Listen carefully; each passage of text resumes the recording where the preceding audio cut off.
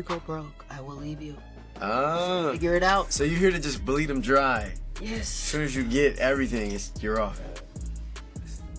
Do you normally seek out the victims, or do they come? Is it inbound calls? Oh, no. I never chase. So it's never outbound. I only attract. Inbound only. And if you came and talked to me, that's your fault. Right, your prerogative. You signed up for this. Ladies, if you try to ride or die, you will, in fact, die. Don't do that no more. You look stupid. I do want to think, and maybe this is me being optimistic, that not like 100% exclusively that will be the experience. You know, maybe there are some good dynamics still left, no? It could be. I'm not a man hater. I don't know. I just don't like them anymore. Like, when you say them, like men, I don't like to date wise. Like,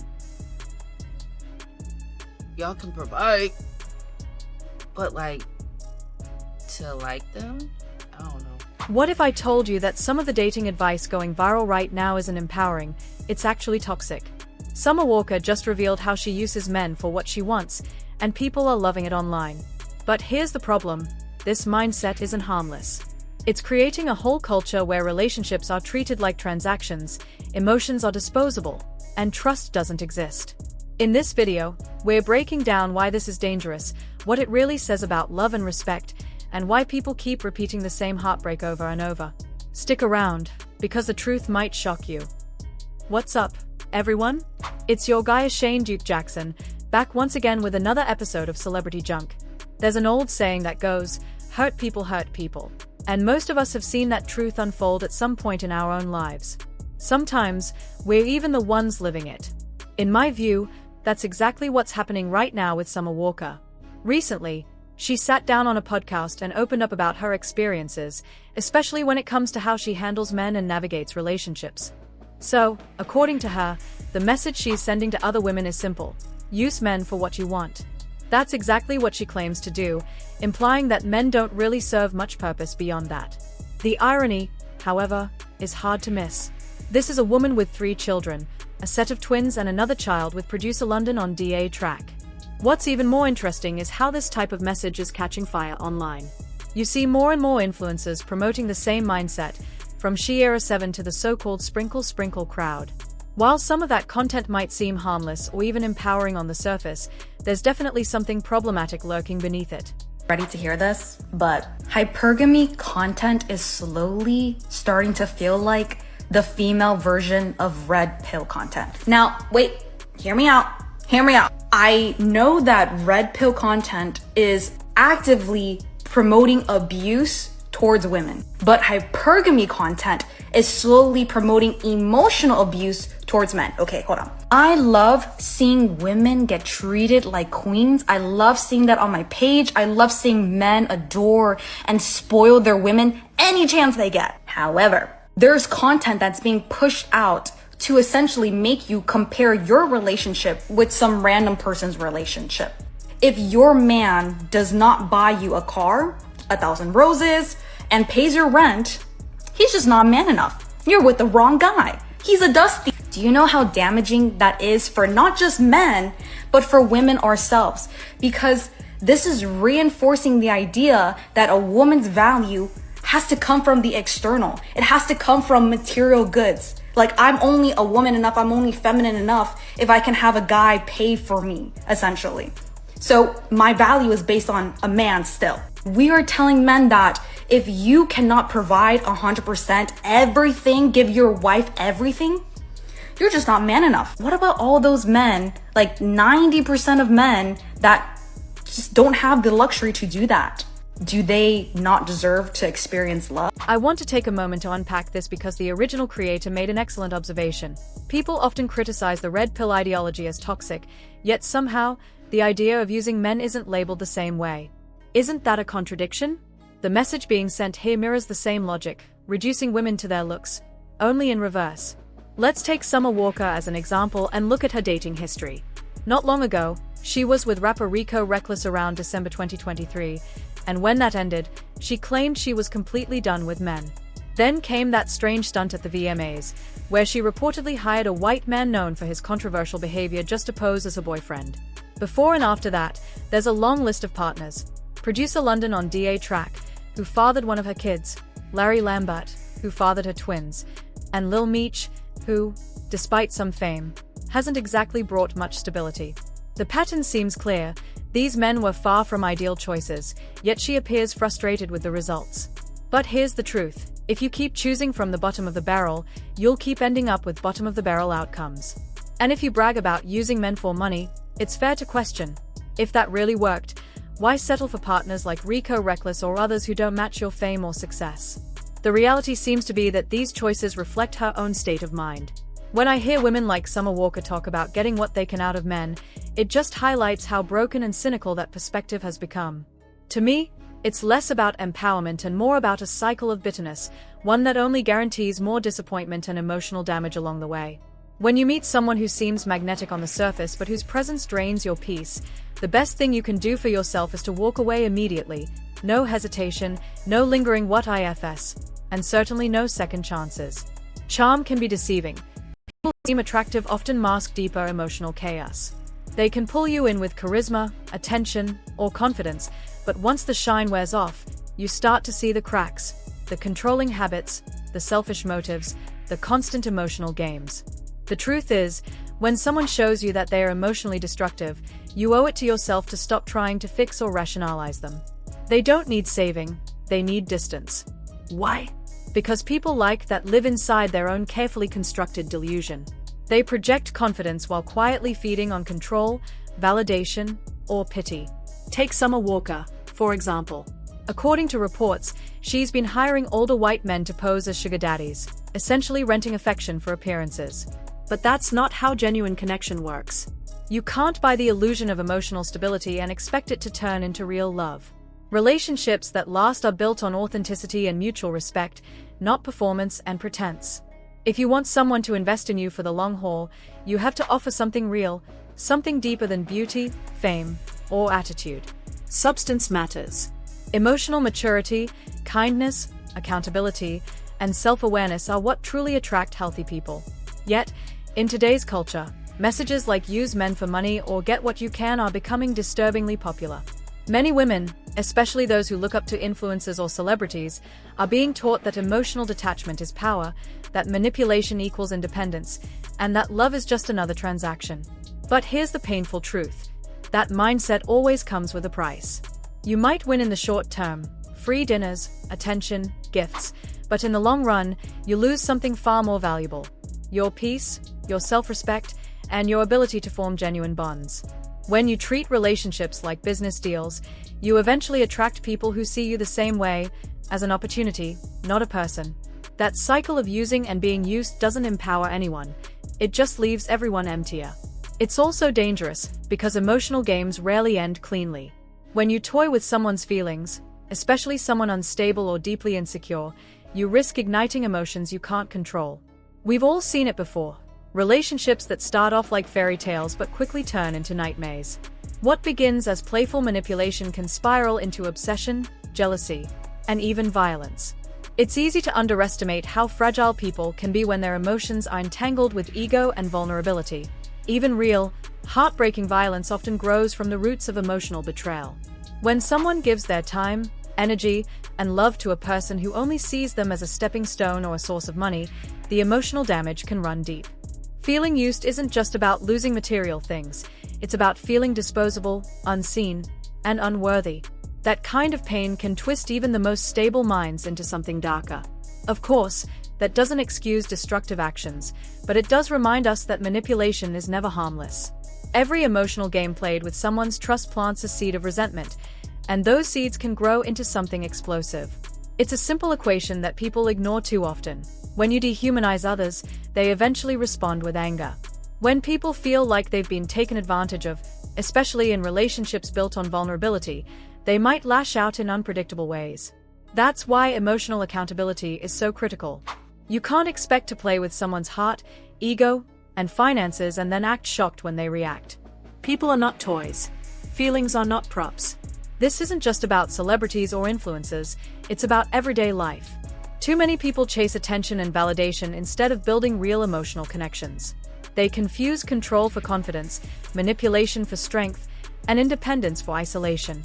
Social media amplifies the problem, glamorizing savage behavior and celebrating relationships built on money and status. What we don't often see is the emptiness that follows. Behind the filters and viral quotes, a lot of people are lonely, angry, and broken because they traded authenticity for aesthetics. True power in relationships doesn't come from using others. It comes from knowing who you are without needing to exploit anyone else to feel valuable. It's about recognizing that love is not a game to win but a responsibility to honor. When you give respect, you invite respect.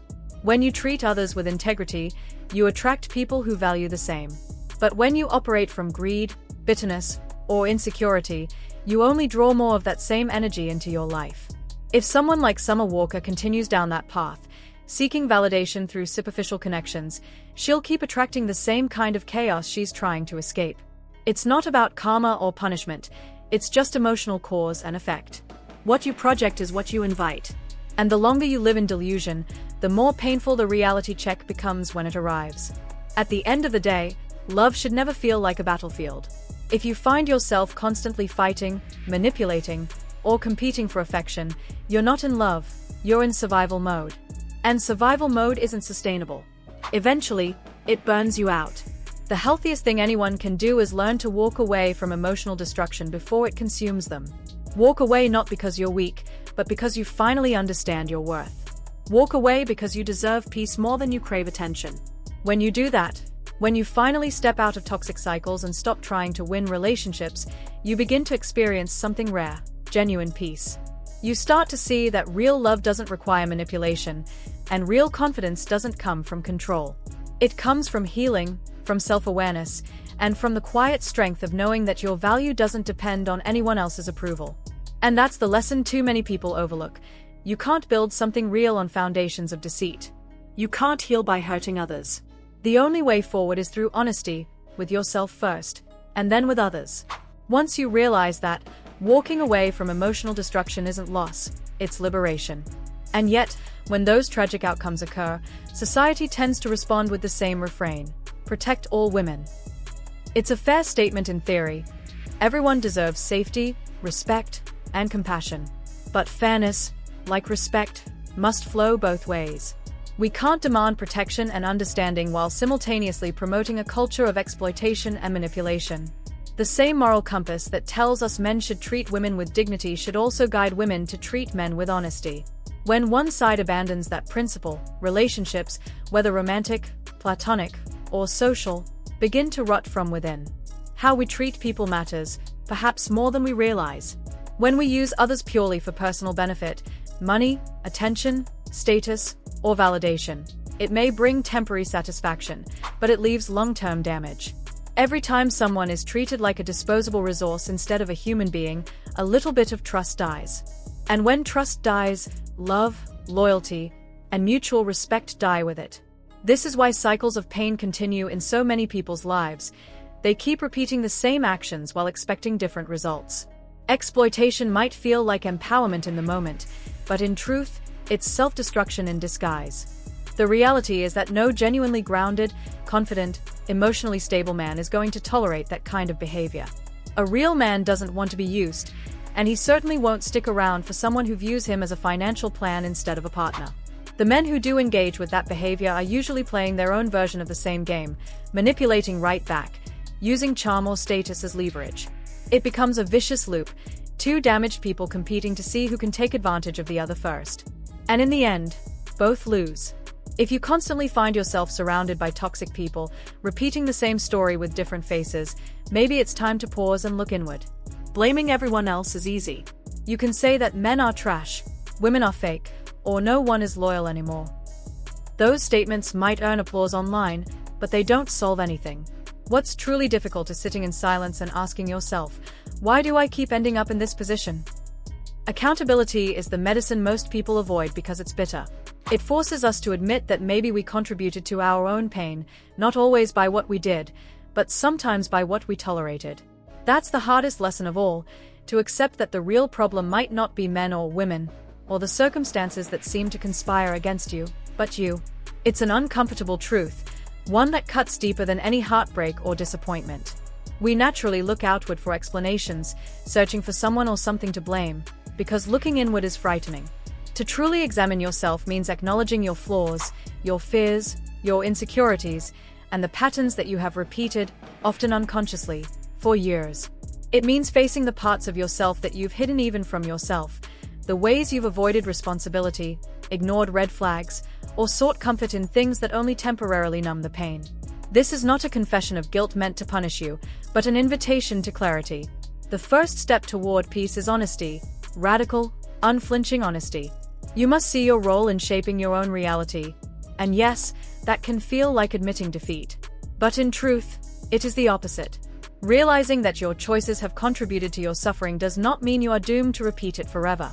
It means you now have the power to intervene, to make conscious decisions that lead to healing instead of more heartache. You gain a kind of agency that is impossible when you insist that life's disappointments are entirely someone else's fault. When you accept that you play a role in your pain, a shift begins. You stop chasing validation from people who don't deserve your energy. You stop mistaking chaos for chemistry, thinking that turbulence and instability are signs of passion rather than a reflection of unhealed wounds. You stop using others as a patch for emptiness that can only be filled through self-growth, reflection, and self-love. Each relationship becomes a mirror, revealing not only who the other person is, but who you are and who you might become if you choose to engage with intention. Self-awareness is uncomfortable because it requires looking at the parts of yourself you've been avoiding, the jealousy, the fear of abandonment, the habit of overgiving, or the tendency to push people away before they can hurt you. But facing these aspects is not weakness, it is courage. And courage, though it demands vulnerability, is the doorway to freedom. Once you see the patterns that have kept you trapped, you can start to dismantle them. You can begin to choose differently. You can begin to love yourself in ways that do not rely on external approval.